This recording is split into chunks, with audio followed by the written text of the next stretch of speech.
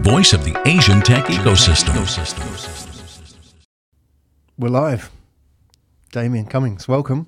Thank you. Good to be here. Great to have you in the Asia Tech podcast studio. Damien Cummings, CEO, founder, co-founder, Peoplewave. Great to have you here. Great.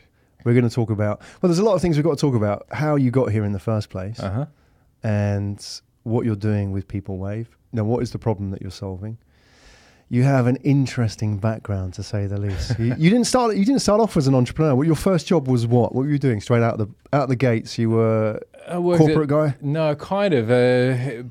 I actually worked at the most corporate of corporates, McKinsey & Company, the big management consultancy firm. But my story of getting in is very different. So, all right, let's hear it. Well, I got in completely through nepotism. So my grandfather was a loading dock manager, and he was a security guard. Happened to know the hiring manager who were looking for someone who was the absolute bottom, the guy who was going to make the tea, coffee, and deliver the mail. Yeah. So I got in not even knowing what this company was about or what I was doing there. But obviously I'd start doing that job and I didn't enjoy it very much. So later I became the internal comms guy. And later, because I developed, a bit of a knowledge, and I was using the internet way back in 1993. I became the internet guy. So the internet guy in the whole of McKinsey, probably. Well, I actually had the key to the internet. So it was actually locked up in a room on level 25, and it was seen as something that would have impact productivity if people have access to it. So I was the guy in 1993, what were you doing for the internet back then? The internet, there was not much to do then. It was really the focus and why I got into it. I was very young. IRC, Internet Relay Chat, basically chatting to other people. I was actually learning HTML at that time, building very crappy websites.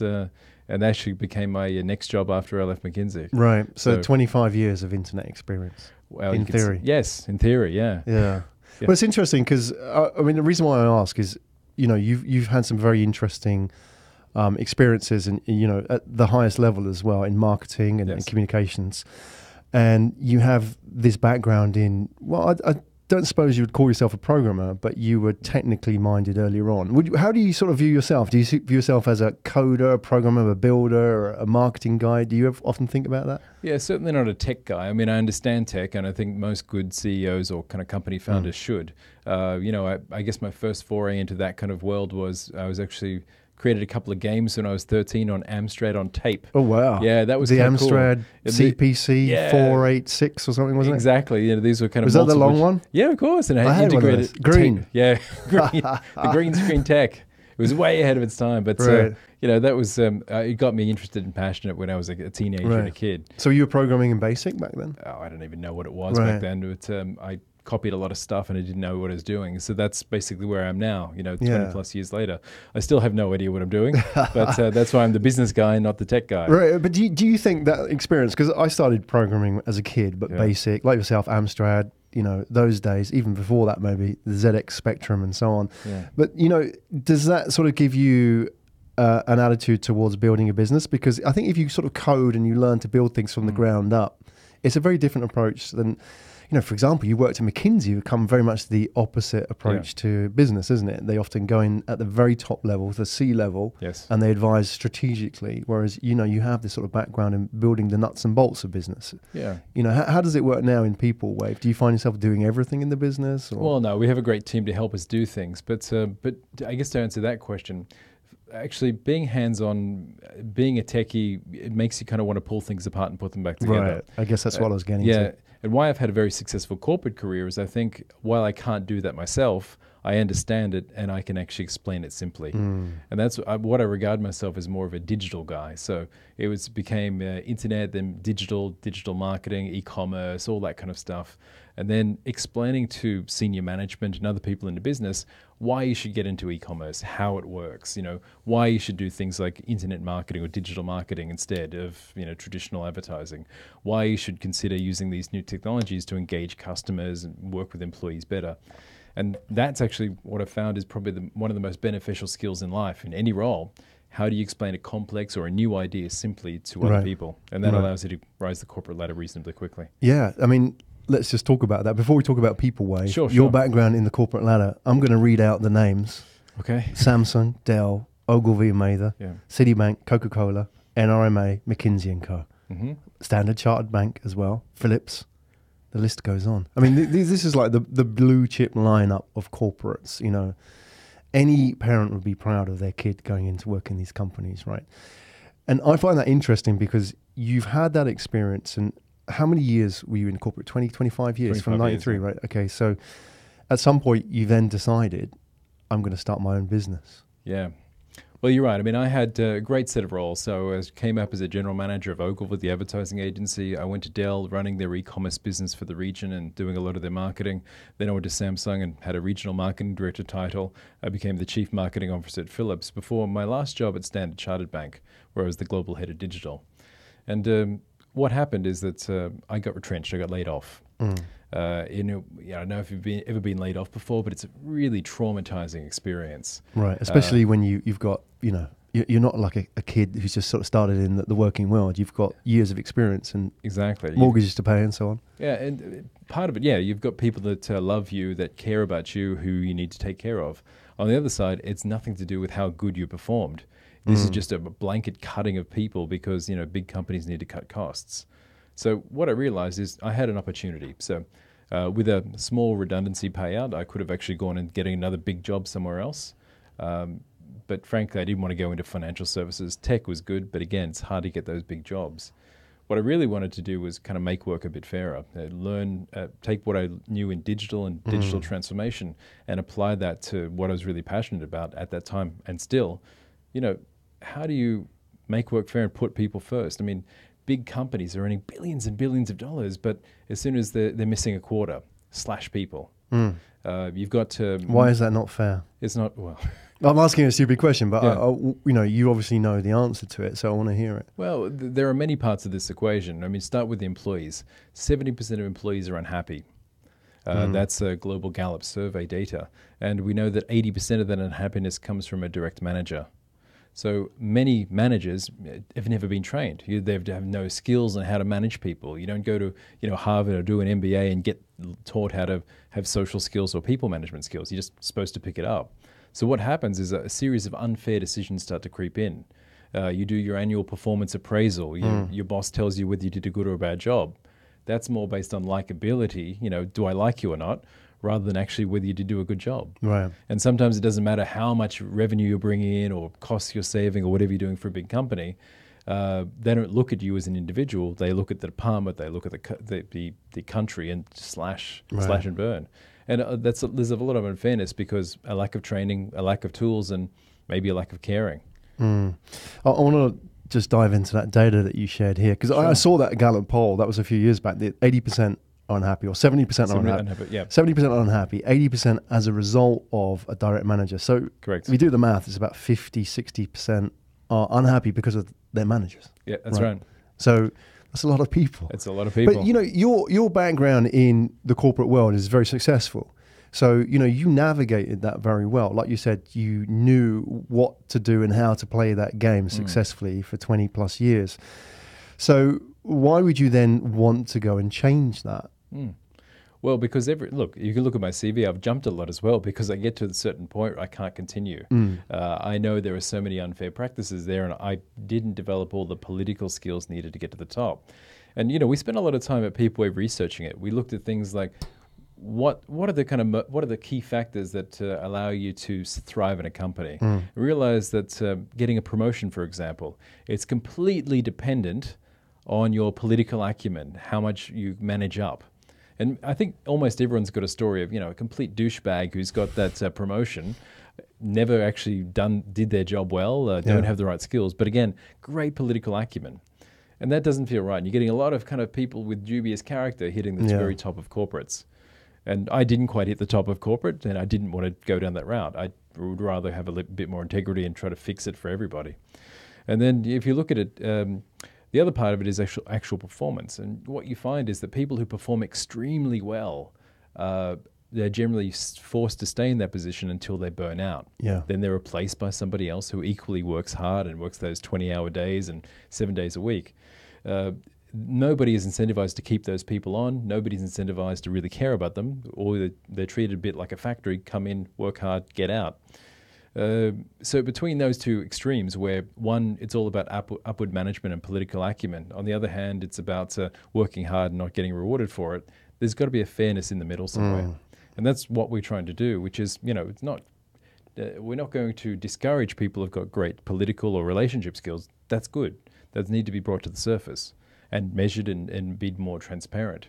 Similarly, people who are hard workers, they're often overlooked. So how do you kind of give them the right kind of mechanism to showcase what they've done, to learn new skills, to develop? And it's really kind of bring those two things together and making work a little different. Okay, so let's hear it. So we've established what the problem is. Yes. Peoplewave, how do they fix this? Well, we started off back in January 2017, and I honestly didn't know how to fix it. I thought the solution was in the recruitment space, and I was really motivated because that's another big story as well. If anyone's applied for a job recently, you know how dehumanizing that is. I haven't. Tell me.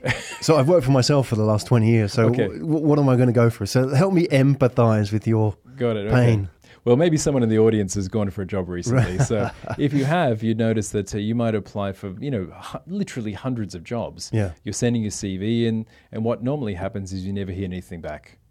For most people, it's the same kind of level as losing someone in the family or going through something as stressful as a wedding. It's a big, big thing. It's a life-changing event, getting a new job, changing jobs.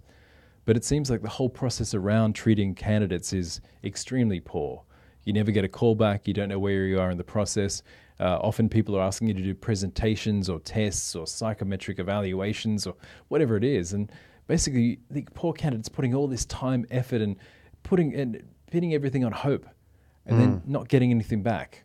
Yeah. And that's really frustrating. Just the lack of communication, the lack of respect that's crept even into at your level? Every level. So, every level. with respect, you have a lot more experience than the average candidate looking. So you would have thought they treated you with a bit more respect. Well, I think, no. That it's a bit inhuman. I think it is, yes. Yeah. That's my belief. So that's where we wanted to start. We thought, okay, well, what can we do in the recruitment space? Then I quickly realized we have to do a lot of other things before we got there. What we wanted to do is actually look at every aspect of people management and human resources and try to fix it.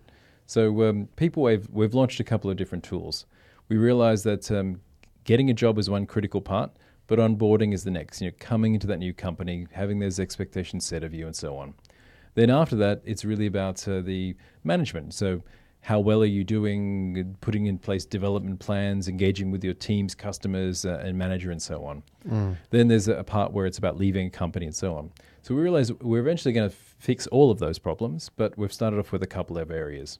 Number one, we have a tool called the First 100 Days, which is an onboarding tool. We realized, again, throwing another couple of stats out there, did you know that 30% of people are looking for a new job within 6 months? They've just Within joined, 6 months of starting? Yeah, they've just joined and I'm looking for a new job. Well, given what you've just said about what they'll go through, it's pretty stressful. It is. Why are they then going looking for something else? It must be pretty shitty if they have to then go and... Well, it's those two kind of facts combined. Right. Number one, in the recruitment process, often people will exaggerate how good the company is. Maybe you don't really have time to spend with the hiring manager. Maybe they promised you something and you got something else on day one. The second part of it is often new people coming into a new job are thrown in the deep end, and it's sink or swim. So there's no expectation set of you. You don't know what to do. You're given some basic training and you say, go for it. Again, that's not the right way of running modern business. And particularly, you're seeing the younger generation come through. They've got more expectation of ongoing feedback. They want to be coached and they want to be, a clear expectation set of what they should and should not do. And big companies just don't do that. So that's where we found our First 100 Days tool solves a bunch of problems. Sets expectations of what you should do, tells you who you need to meet, give you a checklist of items that need to be done, just the basic stuff. And also you're getting 3 performance evaluations in month 1, 2, and 3, which give you a strong sense of how well you're doing. How strong are my relationships? How good are my hard and soft skills? Am I seeing as someone who's actually a good fit for this role? And that data is transparently shared both ways. So the person who's a new hire coming in, so here's how I'm doing, and the manager and the HR teams have a clear view of what you're doing as well. Right. So it sounds like what you're doing is putting process in where there isn't any process or isn't the right process in these large organizations. It's not like you're doing anything fundamentally different. You're just giving them the tools to do it properly. Well, the first part is really, the fundamentally different part is measuring stuff. So do they not do that now? Nobody measures anything. Really? Yeah. I mean, I haven't worked for an employee for 20 years, so employer, sorry. Sure. So I don't know what it's like. I mean, Well, okay. Tell me. Well, let's even talk about where we are with ATP. So, for example, could you tell me right now, and this is a loaded question. Yeah, go and ambush me. Who's your best employee? Yeah. Who's your worst? Yeah. Why? If it's a larger organization, who are your best performing teams? Who are your worst? How likely is someone to leave your company, and why? Yeah. Those basic questions, nobody can answer today. So how do they answer those today? They have this sort of peer review and they have managers' appraisals. Is that sort of industry standard?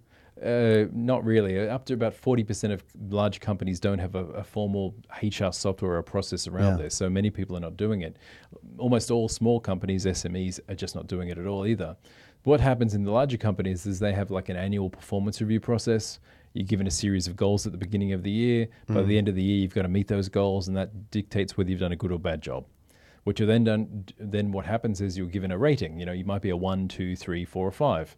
And that usually determines where you sit in the company, whether you're going to get a pay rise, a promotion, or something else. And that's it. So basically, you're going to get an annual performance appraisal, maybe with a 6 months touch point. Just, you know, your boss probably doesn't care about the process very much, doesn't have a lot of time to do it well.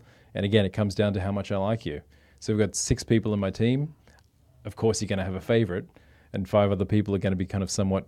Right. Yeah. That goes back to playing the political game as well. So those who are good at it, not necessarily, maybe they're good at getting the best score on the KPI rather than the best for the business. Right? Exactly. And to answer your point earlier, you know, why this is different and why potentially could be disruptive is because we're starting to measure things. And when you measure things, you can start to change them. And the first part of this is really just getting a sense of, you know, onboarding into a company. How well are you doing? How well is the manager doing? How well is the team around you doing? And with our other products, we're doing the same kind of thing. We're looking at month to month or quarter to quarter feedback on your performance across relationship skills and also your delivery. And having that information available is going to do a couple of really interesting things. First of all, it calls out not just your own individual performance, but it starts to call out bad managers. It starts to call out, you know, processes that are wrong. It starts to open up those questions around, you know, that any organization should be able to answer, but can't do that today. And then it also opens up, I guess, another thing that we're doing in the future. Having employee data out there and owning that yourself, we can do different things with it. You can start to use it for things like recruitment or background screening and so on, which is some of the products that we're building at the moment. Right. Okay. We'll delve into that in a minute. You're talking about using the data to call out bad management and as well good management, I suppose, as well. You're going to catch somebody doing something right and all that. Tell me, my understanding is the nearest that we have, I mean, things like Six Sigma and those kind of training schemes, they try to quantify it in a certain amount of way, but that's quite old now. I don't know how sort of well used that is. You look at GE, they're sort of champions of that, Jack Welch and so on. I mean, how does that sort of compare? Because they're trying to quantify and measure performance in areas which aren't measurable in many ways, apart from your obvious KPI. Maybe there's other factors. Where are we with that? Does that sort of fall short of what you're trying to achieve here? Well, if you think of things like Six Sigma, that's more of a process improvement methodology. It's not really about understanding individual employees' performance. And an outcome of a process like that would be, it's still about goal setting. Yeah. So you've still got to set a goal and you've set a time period over, say, a year where you've got to achieve that goal. What it doesn't do is actually give you proper guidance on how to set that goal, proper guidance on how to measure the performance. What you really do is set it in January and December. It's either have you hit it or not. Yeah. And then you've got some almost made up metrics about how well you performed. So I think the basics that things like Sigma give you, it's great to, you know, iron out loose processes or fix kind of inefficiencies, but it doesn't have a lot to do with individual performance. Yeah, okay. Yeah. Okay, good. All right, so you've talked about the first 100 days. You talked about Peoplewave. How many products do you have at the moment? Oh, well, First 100 Days is the first tool, and we're selling that at the moment. We have another tool which we've just moved to free. It's a freemium model. That's called Performance Wave. So we're building that now as the world's best performance review tool, or a 360 feedback tool. And we, you know, go to our website at peoplewave.co, sign up for it, play with it. It's yours. So the good thing about that is that's the second tool, and we're building out a couple more, mainly blockchain-centric tools. One is called Wavebase, which is a recruitment solution. Then we're also doing background wave and terrible naming, I think. Background Wave and Recruit Wave off the back of Wavebase. Right. So what we're doing is taking all the data we collect out of these other tools, and then we're moving it to the blockchain and using it for recruitment and background screening. Right. Using it for recruitment and background screening for the company, or can the employee also benefit from that? Because I would have thought if you're talking blockchain, you're trying to democratize that data in certain aspects. Correct. Right?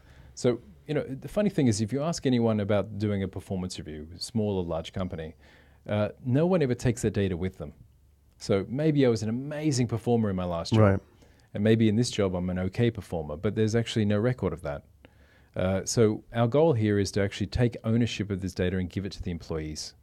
So it doesn't matter which department you're in, who your manager is, or how many companies you worked at, you will have an ongoing record of your performance. And that's basic employee information like your name, job title, are you a manager, how many people you do manage, but there's also more performance-centric data about your relationships, skills, delivery, and you'll get a percentage score out of 100. So what we do is actually move that to a blockchain solution, give employees complete control over it. They can massage their story as they need to, so upweight some things, downweight some things, and choose who sees it or doesn't see it. And what we're doing out of that is it actually does a very interesting thing to recruitment. Again, going stereotypical, we position what we're doing with that recruitment solution as we're a bit like the Google of recruitment. Simple search mechanism. So, a search bar, for example, and what you type in is criteria that you need in the next employee. So if you're looking for, say, a videographer for the show here, you might say, okay, I'm looking for a videographer who's got 5 years of experience, has been a people manager, managed 3 or more people, and been rated 85 and above by former managers. Now, right now, if you're looking for that person today, you're going to put a job ad out there and hope for the best. You're going to get a lot of crappy candidates coming in. You don't have time to engage those guys, etc. So what will happen with our tool is you're searching actual performance information. So then you'll get a stack rank of the best candidate through to the 100th candidate, and you can choose whether you want to meet them or not. So it actually benefits both employees because they own their data. They can use it to get a better job or use it to actually take to another company for performance evaluations, or can use it for background screening as a criteria to get a new job. And for companies, it revolutionizes the whole the recruitment process. Yeah. It means that you're not searching for, a needle in the haystack for the best candidate. You're basically searching actual performance data and you're finding the best people for the job. Does that mean then that the companies will collaborate to standardize that data in some way? Because that would make sense, wouldn't it? Yeah. What you say is this metric is different to what we say is this metric. But if we sort of communicate and work together. Yeah. Well, that's our job, and that's what we really want to do. And so there's actually 4 ways to get data into the platform, and our job is to provide a global standard for that. So one, we can take a direct download effectively from our software into our Wavebase blockchain solution. Number 2, we're working with a number of other HR companies to equalize the data in apples to apples kind of way. Number 3, we actually have an ability to do a kind of automatic verification, like a manual verification. So if you don't have a performance review software tool, you can actually go and verify it with your former manager and company, and then you can kind of upload your own data yourself. And finally, what we're looking for is big companies that have already got the scale. Think about LinkedIn, think about Facebook, think about people like Salesforce or Oracle. They have very, very large databases with a set of standardized data in there. We can actually get that on the platform. Great. And what will also happen is that we will start to go out to institutions. Think about universities, for example. They've already standardized what a degree looks like and what an academic transcript is. If we can have performance data as the core part of what we're doing on this blockchain solution, bring in things like culture fit, university transcripts and then you bring in other third-party stuff like LinkedIn information and so on. It becomes a very robust profile for somebody. You could train these organizations to interface with what you have so they could then be of benefit to the employers down the line, right? Because they don't know themselves, do they? They don't. And again, they could pick and choose. So that's the beauty of this as well. We will standardize data across as many many formats as possible, and we'll make it available to companies if they want to pay for it. And they can take the bits that they need, or they can take the entire, all the data from the blockchain if required. But we'll spend a lot of time educating them and showing them how to do it right. Yeah. Excellent. Okay, let's talk about the company itself. Sure. By the way, Standard Chartered, have they bought your product yet? No comment? No comment. We are talking to a lot of financial services companies, but Standard Chartered is not yet a customer. So there's work to do. Yeah, there's work to do. All right. How many people in your company at the moment, Damien? 21 people. So we're 21 people across 4 countries. So we've got a tech hub in Davao in the Philippines, HQ here in Singapore, and we've got a sales leader down in Australia, and we've got our CTO in Hong Kong.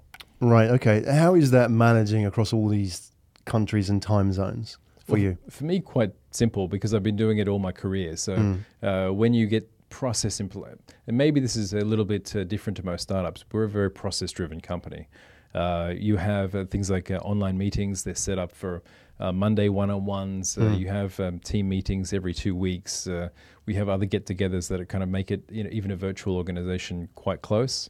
But having that process, sharing stuff like sales data on Zoom, constant conversations on things like Slack, it just kind of, makes the distance a little bit shorter. Yeah. And how was it for you coming from the corporate world where, let's say you had a laptop and it broke, then the guy would come running up from the IT department and fix it. Now you're doing it all yourself. And all these processes you're going to have to build yourself effectively, or architect them, and somebody's in your team going to build them. Yeah.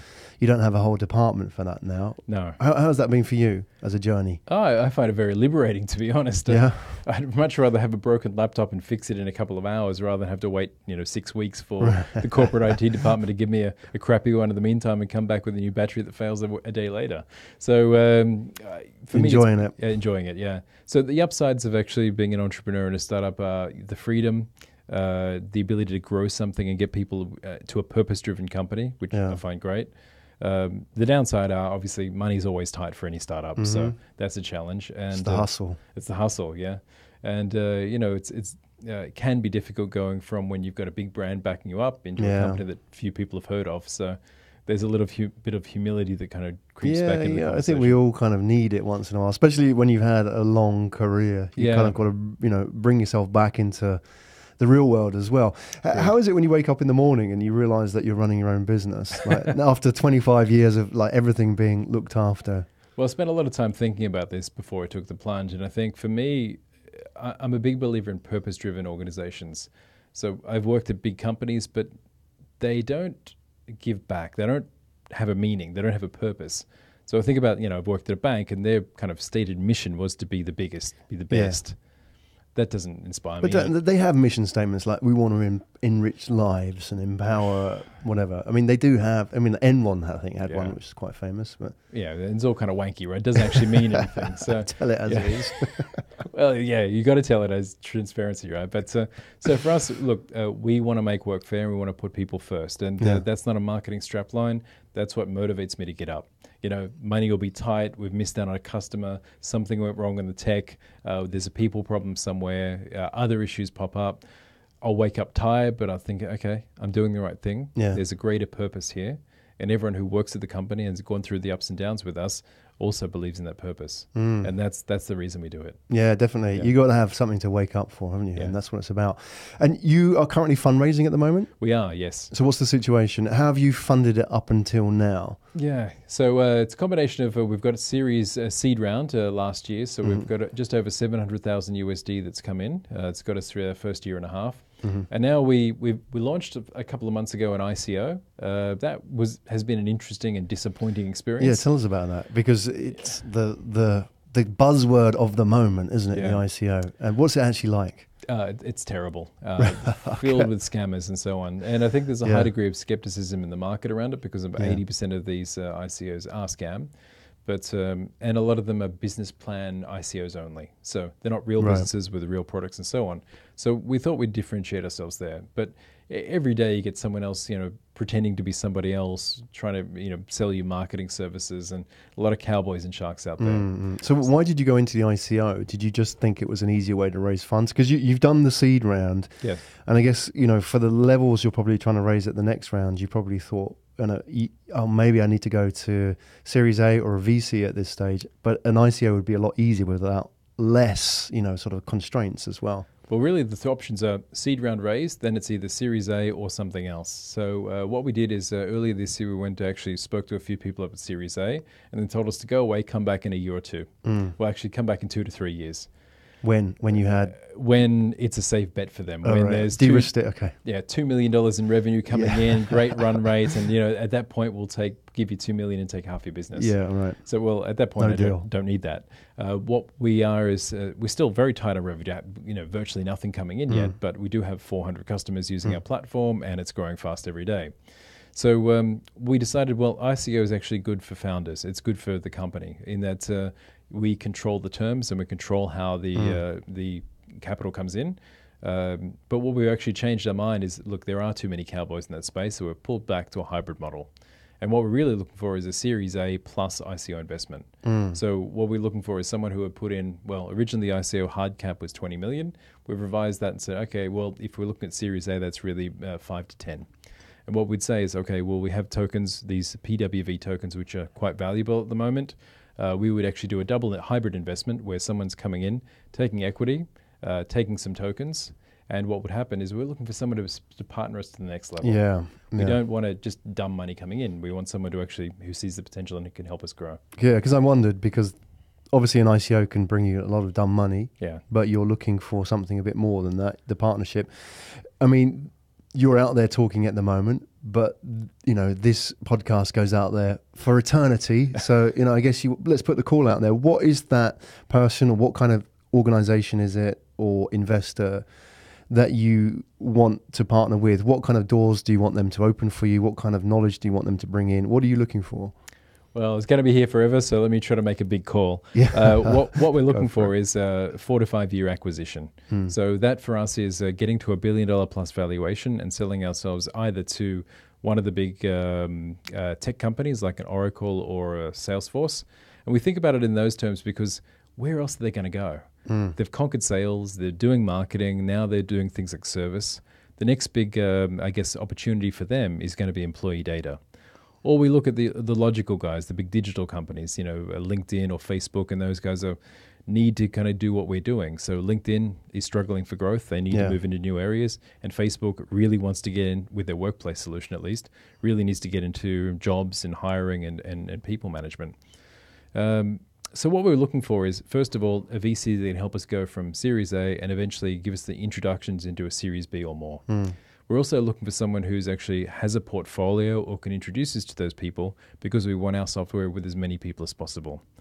Or ideally, we'd actually work with one of those tech companies who actually are willing to partner with us over the next few years and potentially have a buyout at the end of that process. Yeah, because if you look at someone like LinkedIn, or even Salesforce, yours is really a product they can just slot into their matrix, isn't it? It's straight to the bottom line in terms of the revenues for them. Exactly. It just should be pure profit for those guys.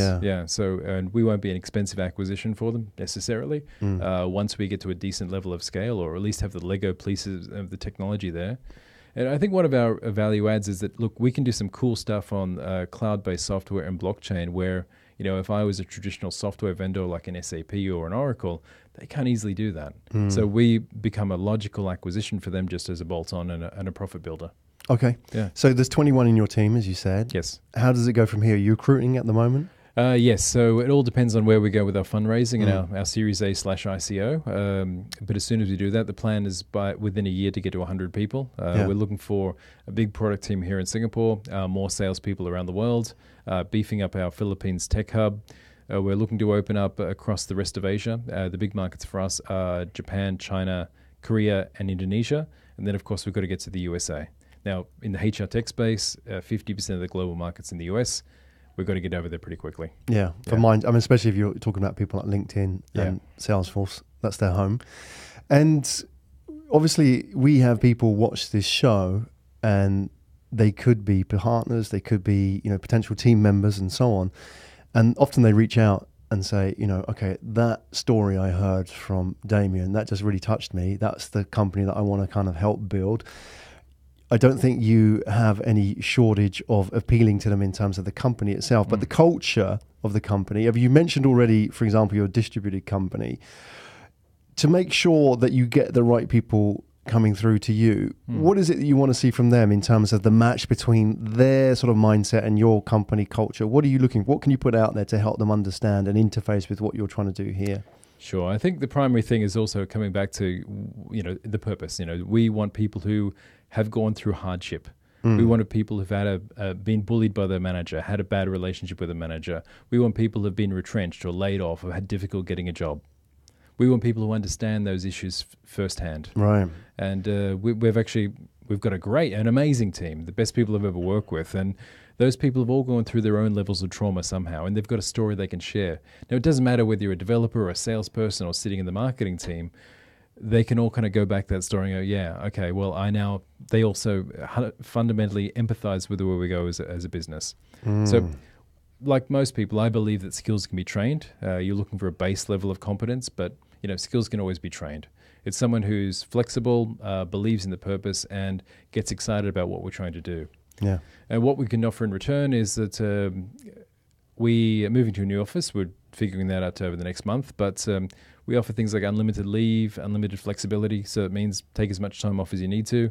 That's not necessarily 11 months out of 12. How does that work? Peer approval. Right. So you've got to be working on things. Your peers have to approve your leave taking off. But it's more like, okay, well, maybe a family member's sick. Right. Okay. You need to fly back home. No doubt, just go do it. Right. You need to have a maternity or paternity leave. Go. It's just taken care of. Your monthly salary covers everything you need. Flexibility as well. We allow people to work from home, work for an office, work wherever they need to. If you need to go on a holiday and work a few days over there, go for it. The belief is if you communicate well and set the right expectations, we trust you. That trust is there to be, taken or abused. If you abuse it, you'll leave the company. If you self-selecting, isn't it? It is. Wow, I'm really curious to see how that goes, because I'm always curious about building company culture, and there's been a lot of experiments out there as well. But what you're trying to do, especially given your background, I find that fascinating. Because could you imagine going into any of those blue chip companies, and the great companies that you work for, and coming out and saying, right, unlimited leave? Yeah. They don't even know where to put that in the schema that they have. Where does that fit in the grand scheme of like HR? Well, there's always kind of two types of, I guess, two extremes. I mean, you've got the traditional companies, the big banks, the pharmaceuticals, and some of the tech companies out there that are very structured and rigid and so on. Yeah. I can talk about a Korean company I worked at that attendance was taken every morning, and if you weren't I there... worked at Japanese companies, so yes, welcome to my world. Yeah. So Korean and Japanese companies are amazing, but high productive and so on. But, you have to be in the office by a certain time. Yeah. Your lunch is at a set period, and you can't have meetings outside. It's got to be held at that particular office. So there's a lot of control that those companies try to enforce. And then on the other hand, you got the companies like the Facebooks and the Googles of the world, or the LinkedIns. So free food, flexibility, mass up, whatever they have. It's like. But I think the new breed of startups coming in will take the best of both. Yeah. The processes from those more traditional companies, the flexibility, and the the caring of people like Google. And that's what we're trying to aim for. Yeah, good for you. Yeah. I love what you said, Damien, about when I asked you about what kind of people do you want, and you specifically mentioned those that have experienced hardship. I find that fascinating. I suppose it's quite brave as well to put yourself out there and say you're looking for that, rather than trying to brush over the whole issue and make it talk just about the positives. Because I think a lot of entrepreneurs and people who work in startups do have people to prove wrong, and that is an energy in itself. I think so. Yeah. And with your own history as well. And I think about myself with the businesses here. I've got a few mofos to prove wrong getting this business right, but that motivates me, because sometimes the days when I'm not motivated purely by the mission, sometimes it's that, I wouldn't say it's an anger, but it's an energy which you've got to use, otherwise it will eat you up. And I think there are a lot of people out there, and maybe it's disenchantment to some extent, and especially people who are talented, who have gone through the corporate machine, and they've obviously given it a bit of a honeymoon period, but after that they've realized, what, this ain't working out, and I'm getting frustrated. And maybe the less talented ones don't move on, but those who really have something to do, to do the 10x projects, they're looking around thinking, this just ain't working. Yeah, you're exactly right. If you want stability, security, and lots of money, go work at a big corporate. Yeah. If you're going to work if you want to work to change the world, you got to do it at a smaller startup, something like Peoplewave, right? And there's trade-offs. So that's why we look for those people who've gone through that hardship, or they feel it in their bones. They want to make things better. They want to make work fair. And that's why we believe in it so much. And I completely agree with you. That energy inspires you, gets you through difficult times, and makes you overlook that things that things that might be spotty, or you know, maybe we don't have all the processes or the right equipment in place, you know, but they believe in the vision. They know we're going to get there in a few years. Awesome. Yeah. Damien Cummings, everybody, CEO, founder of Peoplewave.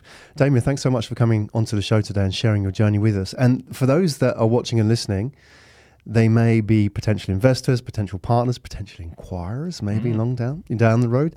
They may be people who want to work for your company, or just people who have something that may be of use, partnering, and know you're expanding as well. So people in different markets who may be a point of presence, helping you get into that market. How do they make contact with you? What is the best way to be in contact with Damien? Here's a couple of web addresses. So our corporate website is peoplewave.co, peoplewave.co. On there, if you're interested in our software, you can sign up for the free Performance Wave software. Use it yourself, no problem at all. On there, you can also contact us, so it should have our contact information. If you're interested in what we've done on the ICO as a spark to Series A and or SEO investment, we have a website called peoplewaveICO.io. That will give you information about what we're doing with our blockchain solution and what we're looking for on the investment side. And if you want to email me personally, you can either check me out on LinkedIn, I'm Damien Cummings, or email me at damien@peoplewave.co. Excellent. We'll put all the details in the show notes. And Damien, I wish you all the best with your journey, your adventure that you're going on, and everybody that you attract as well, that team. It sounds like quite a tight team. And I'll be excited to see what you guys can produce and, dare I say it, disrupt down the road. But yes, I hope so we're too. on a mission here, right? Thanks everybody for watching the show and subscribing. If you're listening on SoundCloud, please go ahead and like us there. If you're watching on YouTube, then please subscribe to the show. And if you want to get the full in-depth interview, you can get it on YouTube with Damien. Also, we'll put the audio up on SoundCloud. You can get it on our website as well.